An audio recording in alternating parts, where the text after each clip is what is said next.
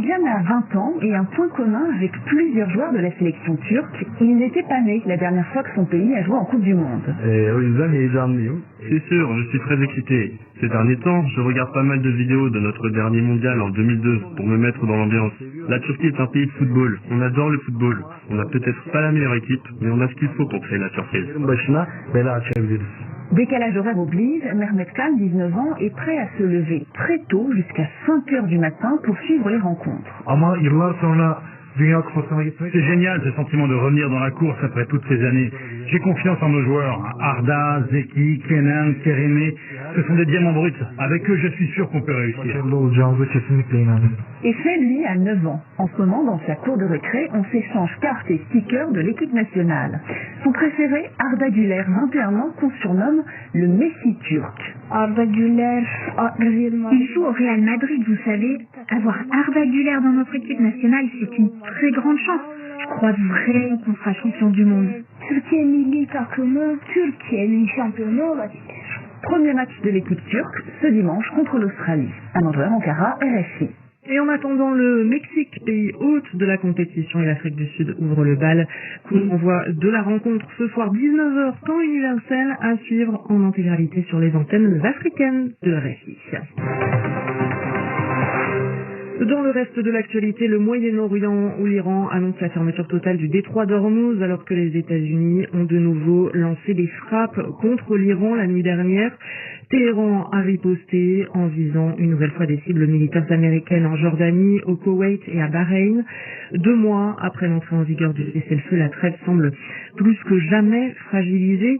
La Turquie exhorte les deux parties à cesser leurs attaques. La Russie appelle Téhéran et Washington à revenir à la table des négociations. Et la crise couve entre Washington et New Delhi. 3 marins indiens sont morts après une frappe de l'armée américaine contre leur pétrolier au large d'Oman.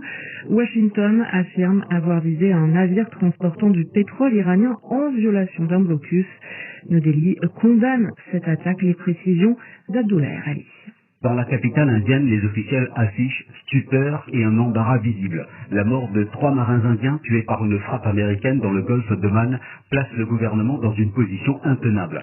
C'est la 2e fois cette semaine que des ressortissants indiens sont ciblés par Washington. Lundi déjà, l'équipage du MT Marivex avait été sauvé de justesse. Et hier, une nouvelle frappe contre le MTC Ebelu a permis de secourir 21 marins, mais le décès de 3 autres a été confirmé ce matin. Ces pétroliers ne battent pas pavillon indien et appartiennent à des sociétés étrangères.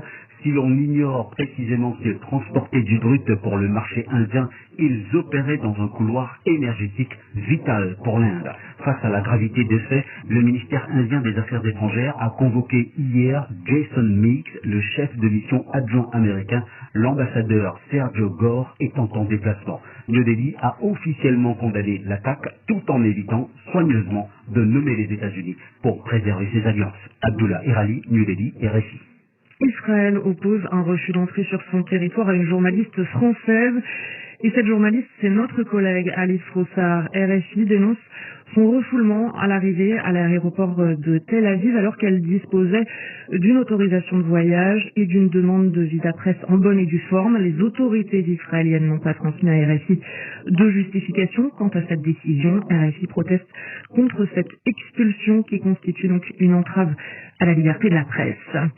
Le pape est arrivé aux Canaries, cet archipel espagnol au large des côtes marocaines. Beaucoup de migrants sont arrivés sur place après avoir survécu à une périlleuse traversée dans l'Atlantique. Plus de 46 000 personnes en 2024, une année record.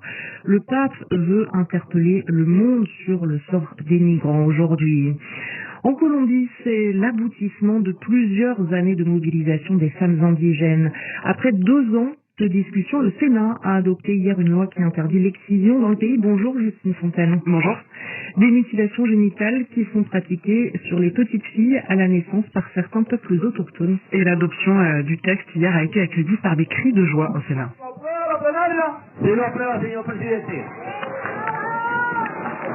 Puis une des dirigeantes du peuple indigène Mbela, Juliana Domico, qui a milité pour ce texte, a pris la parole devant les sénateurs. Je tiens à vous remercier au nom des 270 000 membres de la nation Mbera en Colombie.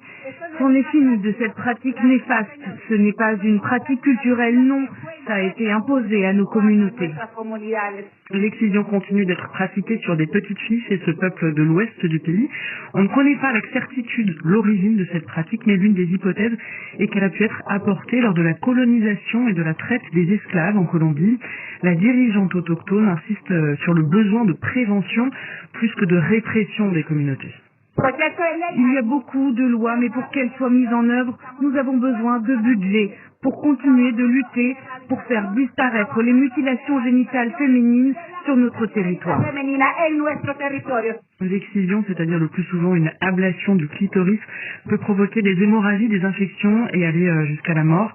L'ONG Equality Now a recensé plus de 200 cas en Colombie depuis 2020. Justine Fontaine.